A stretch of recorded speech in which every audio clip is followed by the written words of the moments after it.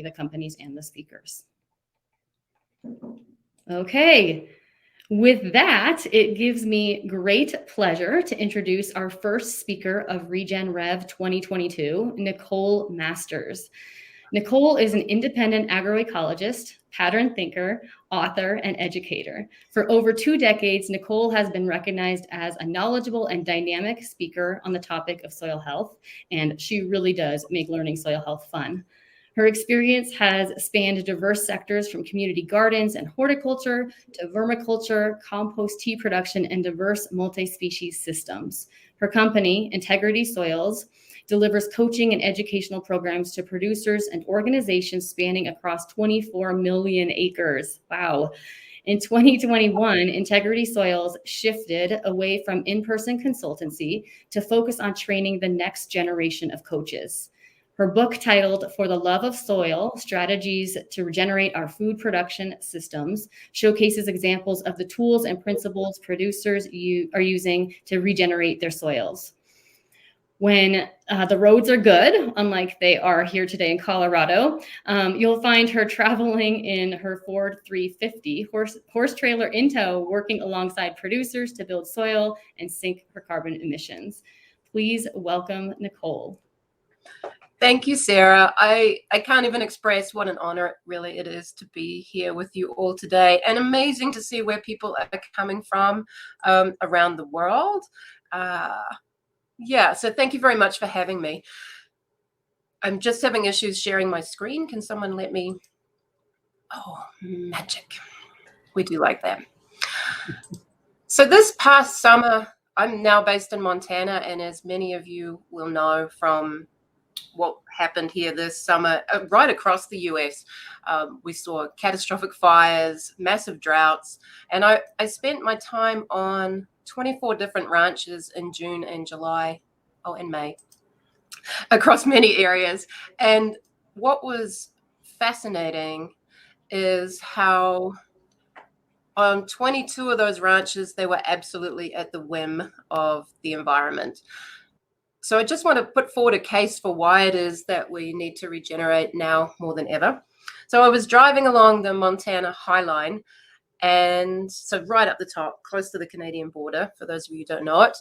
And as I was driving, there were these huge dust storms that were blowing, and those dust storms blew right across the main continental USA and have done since, well, probably the last 100 years. But what was interesting this day is we had gale force winds, there were trucks flipped over, the power lines were on the roads, there was a dust storm blowing like this. The dust then met the smoke that was above it that was coming from California and Idaho. To the west of us, we had 700,000 acres were on fire. And then above that was this dry lightning storm that was just forking lightning down. And the roads themselves were absolutely slick. And I had this sense like, really, like Armageddon is upon us right now. And in June last year, the National Weather Service in Glasgow actually put this image up on Facebook, and it looked like rain was coming and people were super excited. Yeah, we needed some rain, but in fact, it wasn't rain. At 10,000 feet, it was the satellite images bouncing off grasshoppers. There were literally billions of grasshoppers coming across Montana and cleaning up what little growth we did have. So if we think about what has been promised in the last 200 years of the Industrial Revolution or the Green Revolution, and really since the 1950s, there's this concept of we need the world to fit to us. Again, we're being offered all of these promises, from miracle seeds to incredible yields. And a big part of this is, how do we remove uncertainty? So eliminating pests and weeds and diseases, increasing efficiency, increasing irrigation, the promise to end hunger around the world, and profitability for producers, right? And what's fascinating out of all of this for me is that many of these promises were delivered, right? But as we've seen, there's also the other side of this promise, which is the unintended consequences of how do we consider what is the risk of trying to reduce something like uncertainty.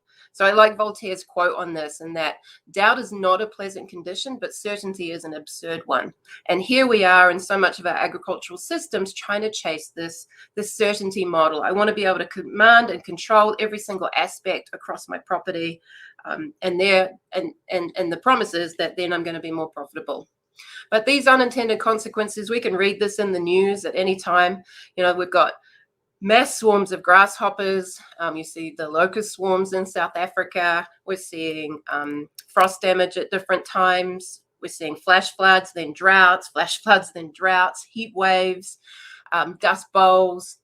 And what's really being revealed through COVID is the breakdown in the entire system in terms of food accessibility, profitability, and who's making the money, really. But there's a whole lot of, I think, very topical issues that all speak into this promise of we can control and manipulate nature.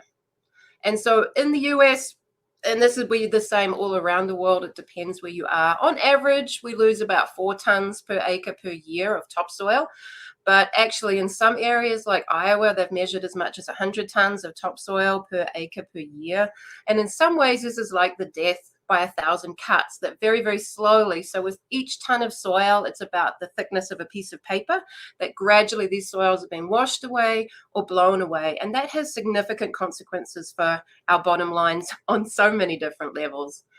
And so what I want to say is these issues are not due to a deficiency in pesticides. It's not due to a deficiency in nitrogen or phosphorus or any other input.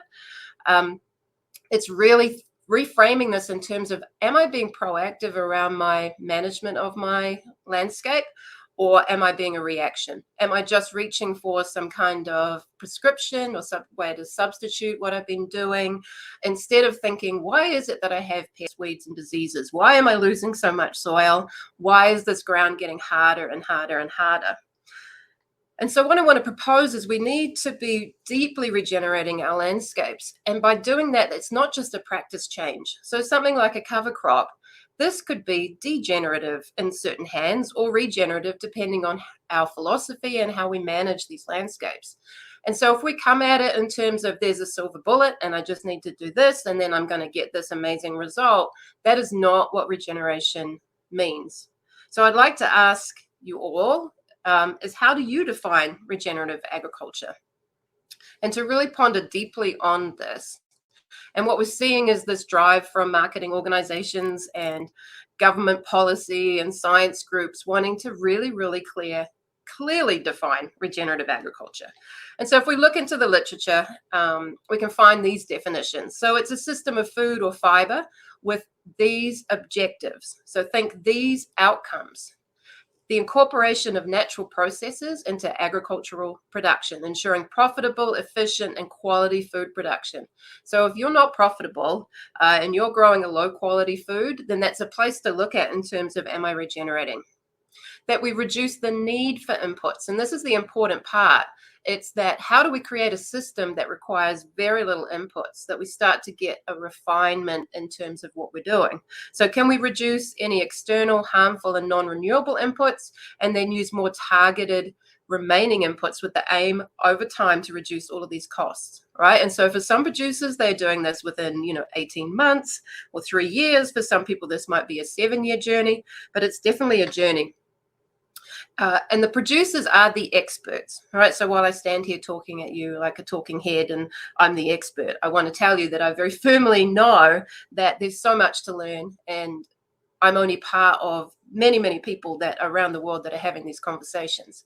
But producers are the experts. It's the people on the ground. So it requires full participation of rural people from any scale and anywhere in the world, in all aspects of how do we analyze problems, how do we develop technology or adapt, and then how do we share those ideas. So this success in regenerative agriculture really starts with enabling people, and I'd have to say that includes ourselves. So regenerative farming systems or ranching systems are a complex learning system. It's not an add-on. So I use this pyramid to kind of explain that in terms of it sits on top of our mindset and our paradigms, and then we are informed by the education we choose to take, the people we're talking to, where are we getting information from, the observations that we're making on the ground. And then I talk about addressing limiting factors or enabling factors. I think John might have some different ways of framing that, but our management is the bottom of that pyramid. We don't just put some kind of inputs in or put a cover crop in or be feeding microbiology without good management. Now, you can choose to do that, and some people do. It's going to cost you a lot of money. So we're really looking at how do we find solutions and apply those into our local context. So the more that we can attend events like this, get into conversations, go to workshops, whatever it takes, and to learn more and more about these systems. So for us at Integrity Soils, we define regenerative agriculture as our way of being in the world. So this encompasses these complex, ecological, adaptive systems and the thinking that's required to be able to address many of these issues. And so we ask the question of where would you rate yourself in terms of a scale of 0 to 5 in terms of achieving environmental outcomes, water quality, animal welfare, profitability, your spiritual or land connection, community, family, self-care. I have to say self-care really for most people seems to rank really low. And I'm pretty passionate. If we're not looking after ourselves, then how do we expect to be able to look after land really, really well? And so for some of us, we will be doing really well in some aspects of this. Like you might be like, my animal welfare is amazing. And for others, it might be, this is an area I really need to be focusing on. And there's no dogma in this, which I quite like. It's a personal expansion of that journey. So it's a journey of production that's improving the outcomes for soil health, biodiversity, and ecosystem health or life support systems while producing high nutritional quality food and happy producers. And this is shaped by how we view the world. And that's why that mindset and paradigms and philosophy is such an important part of this. Am I trying to force the world to fit to me, or is it that I look to how do I get in sync with nature? Because when we get in sync with nature and start to work with soil health, all of these issues that we were talking about before, from flash floods to droughts to frost damage to having landscapes that are no longer have nutrient cycles or carbon cycles, is all because of how we're interacting with that landscape, right? And it's all because we've been led down this track that we're separate in some way. So what I want to show, this is one of the best fence line images. It's from Kim Dean's in Australia, in Tinga, New South Wales. And this is just after they had fires come through their property. So they were a tall grass grazing regenerative management for 14 years. And so what you're seeing is the consequence of the fire coming through. You see those fence posts are burnt. I'll show some other photos. But what's really interesting, and she noted this, when the wind came up, the dust storms began at the fence line, like literally that dust blowing. And I think they had a dust storm that came off Australia that was 3,500 kilometers long, one of the biggest movements of soil that's ever been measured, and then dumped out. Oh, luckily in New Zealand. I'm sure New Zealanders appreciate some of those resources, but it's land management that addresses these issues that we're facing, right? And then they got torrential downpours, absolutely fantastic. But notice how the lake stops at the fence line. And this land is absolutely flat. There's no difference in elevation between the neighbors and their place. What's happening on this side of the fence is that water is actually infiltrating. How do we create systems that actually hold on to, work like a sponge, and very slowly release water over time? And right now we have the opposite. Like the fact that you call in America these areas watersheds is true. You guys are shedding so much water, it's not funny, as opposed to what we call them in other parts of the world, which is water catchments. How do we develop a water catchment? And there's a lot of focus at the moment on carbon, right? Everyone's getting pretty excited about carbon. And when we have carbon, we have water. When we have carbon, we have nitrogen. All of these things are interrelated and interlinked. Like we don't think of them as separate parts. Right, so our job as producers is to capture sunlight energy as efficiently as we possibly can. And there's a couple of different processes that are going on, right? So that carbon is breathed in by the plant, And in that process, they also takes up water, and then the plant is respiring oxygen and building carbohydrates, carbon, hydrogen, oxygen. Right. So a lot of people are familiar with this carbon cycle, but what I find is most producers are familiar with this top smaller cycle on the surface, right? I call this the I'm here for a good time, not a long time honey cycle. So it's your microbiological respiration cycle. It might be you've applied compost, or you're trampling organic materials, or you're applying biological stimulants. So every day that soil breathes in and it breathes out. And it's very important. It's going to help to stimulate plant growth, because obviously carbon dioxide is a very stimulatory effect on plant growth and yield.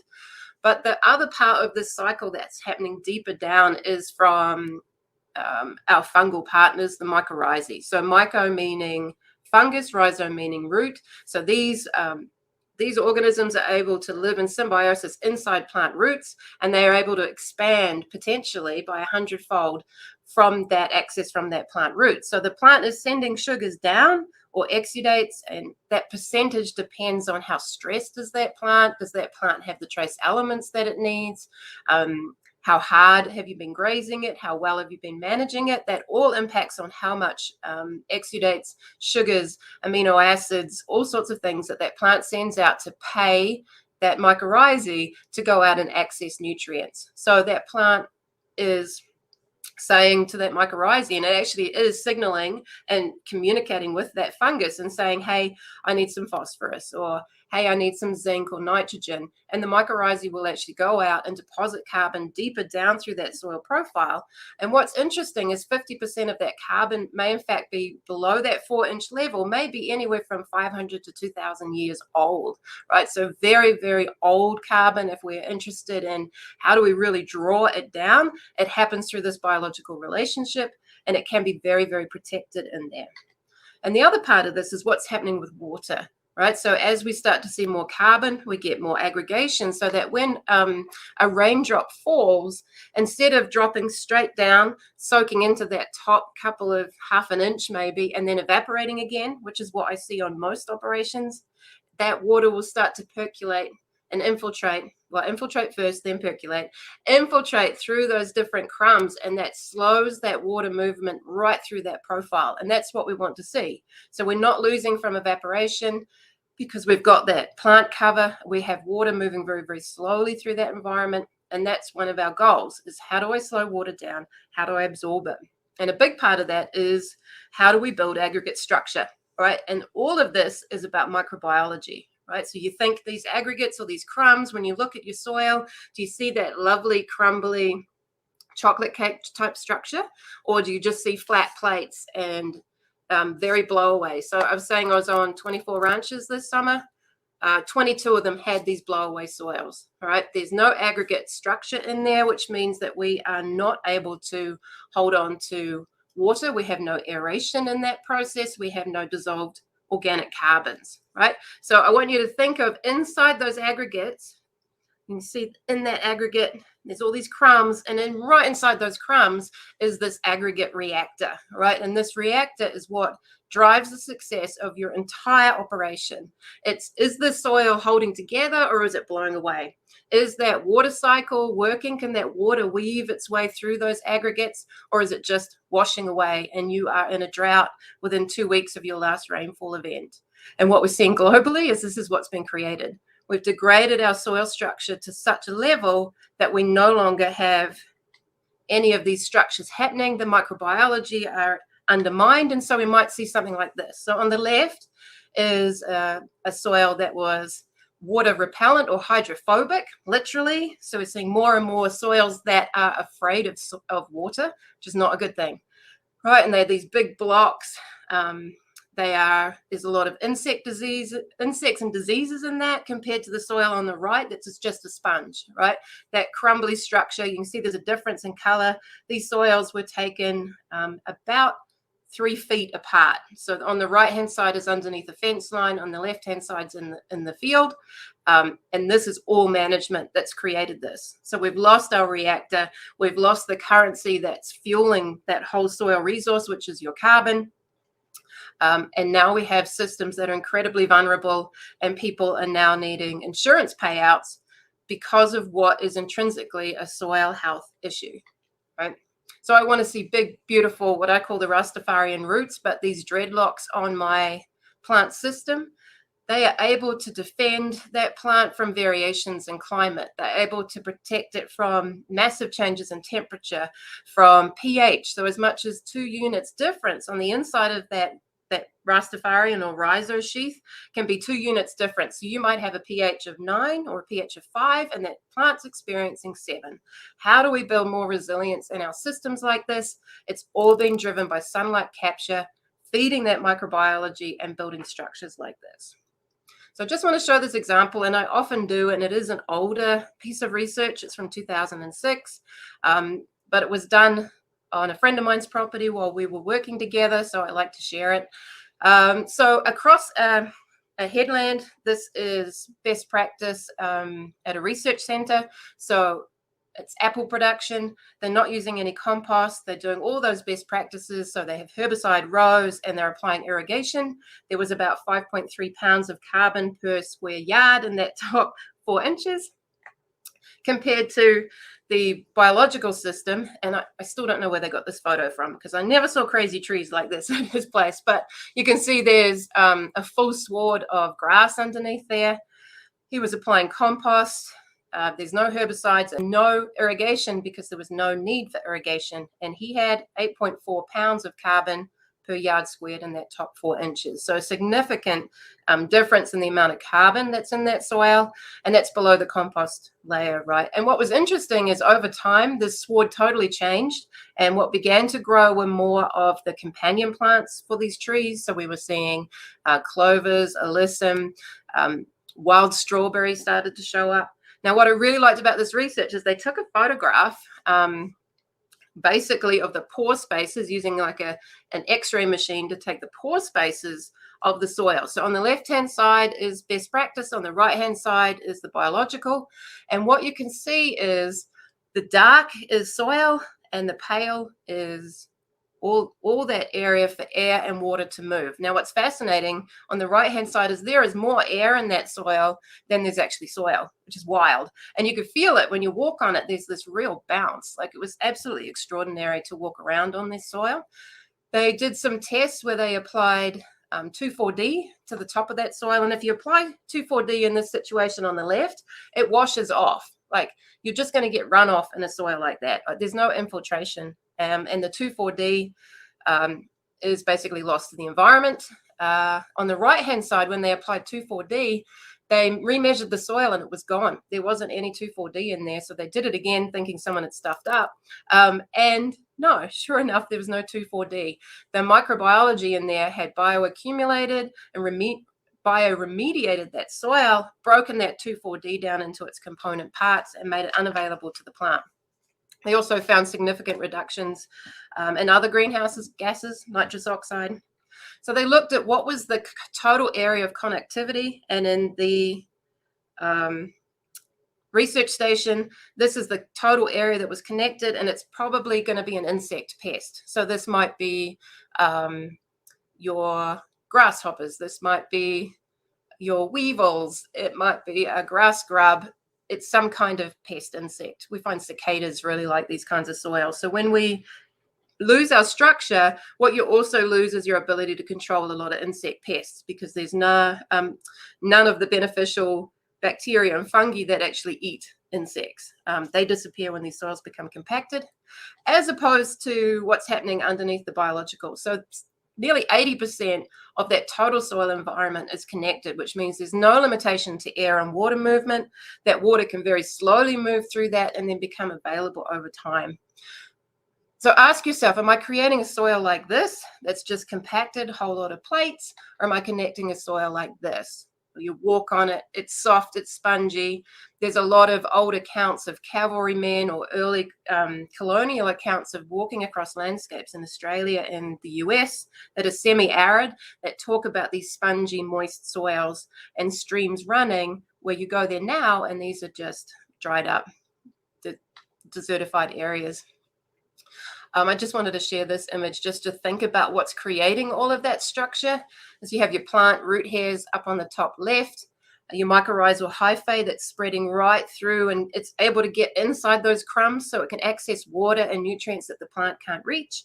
You've got all those microbes, and they're exuding things like poos and wheeze and vomit and spit, and all of that stuff is what sticks those soils together so that when the wind blows, the soil movement stops at the fence. Right, so that's what Kim and Angus Deans have created at their place, is a soil that holds together despite, heavy rainfall, despite wind. Right, so thinking about how do I build those structures, it's all about supporting microbial life. So one thing I can suggest that's a good idea to do is to set up a system that feels safe to fail.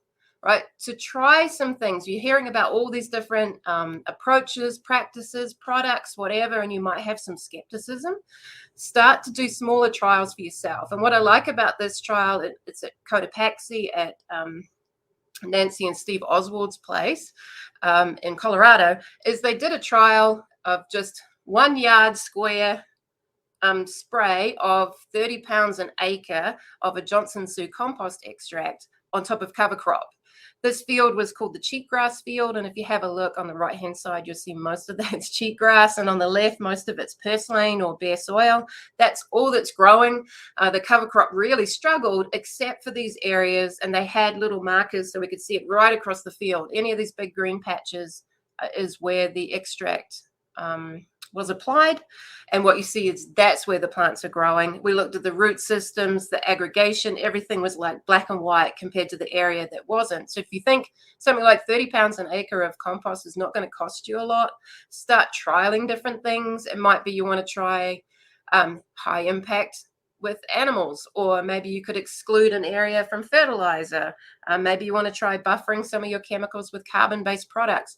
Just start doing some little trials that if they weren't to succeed, it's not going to cost you a fortune, right? And then you can start to see what's going to work well, because what was interesting on this trial, these soils are very, very, very bacterial, very low in biological diversity.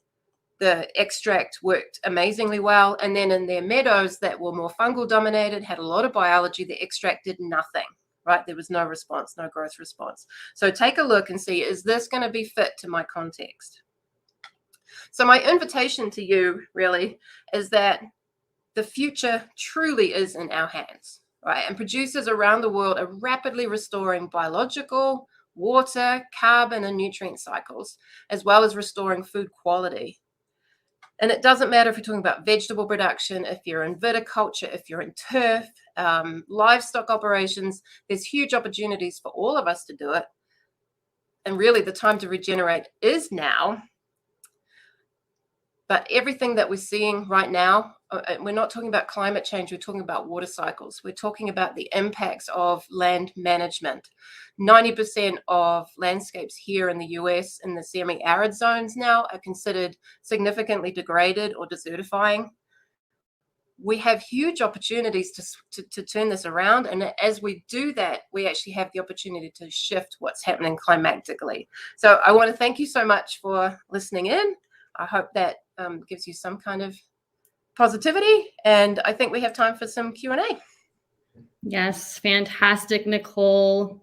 I do think we have a couple questions for you, and we have just about 7 minutes to do that, so we'll hop right in. Yeah. Okay, so first question is, would you encourage growers to allow strips of weeds to increase diversity to feed microbes? What's a weed? And this is part of thinking, like, if you want to get rid of weeds overnight, stop calling them weeds. These are indicator species. So yes, I'd be looking at what is your specific context, but the more diversity that we can get in these systems, and often looking at these plants are trying to tell you something. What are they trying to indicate? Is it just a healing crisis? I see a lot of properties in healing crises, and it's like, just allow that crisis to work its way through, and it might just be, that's just a temporal blip with whatever that specific plant might be. But yes, the more diversity, maybe you think it's a weed, but that's a food for a monarch butterfly or some kind of beneficial parasitic wasp. Starting to think much broader than just our own needs, because all of that benefits us, everybody. I love that. Indicator species. That goes back to this whole mindset shift, right? What's a weed? Perfect. Next question. Is it possible or realistic to build sufficient aggregate structure in an annual cropping system, e.g. corn, soybean, winter, wheat, cover crop rotation, or are perennials typically required to transition to healthy soils? No, it's a really, really good point. And I think it depends if you're no-till or if you're cultivating. I think if you're cultivating soils in an annual situation, you really are pushing the proverbial uphill. And potentially going to be looking at more inputs or rotating a fallow period in order to get that aggregation. But I think what we're seeing is people that are in aggregate, are in annual systems. Yes, you can, but you're going to be putting stuff on the seed. You're going to be putting biologicals down when you drill, and potentially using foliars in the season just to keep overcoming the fact that you're keeping your system in an annual cycle, and you're not necessarily feeding a lot of fungi. And then too, about what are you doing with stubble retention? What are you doing in terms of what happens after harvest? Look, and it depends as well, like how long's your season? Have you got a shoulder period where you could plant something else in after your crop? But I think practices like chemical fallows or cultivating in fall or autumn is probably some of the worst stuff that you can do in terms of building aggregate stability. So just nothing simple, right? It's all to do with what's your particular context. But yes, in shorthand, yes, we can do this in annual systems. I'm seeing people doing a great job. Perfect. And I'm going to squeeze one more in here, at least I think. And one of our guests is asking us what the role for biochar is in your mind. Biochar questions. Does he sell biochar?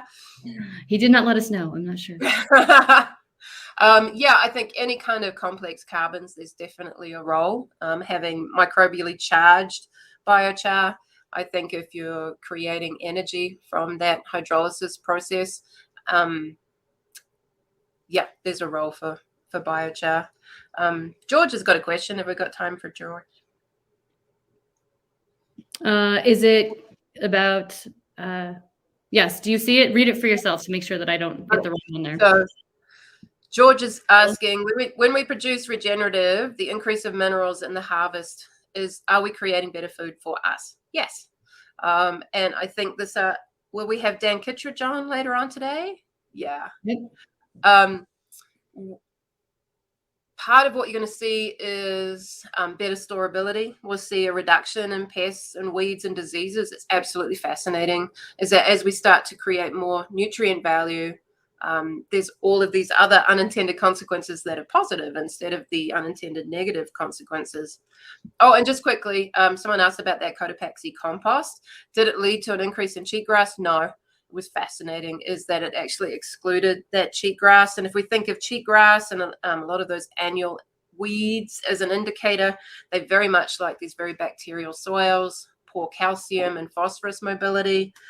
So when we apply something that starts to liberate phosphorus and calcium and feeds fungi, then we start to see that's not going to be well suited to cheatgrass. And that's why it's a great trial for people to do.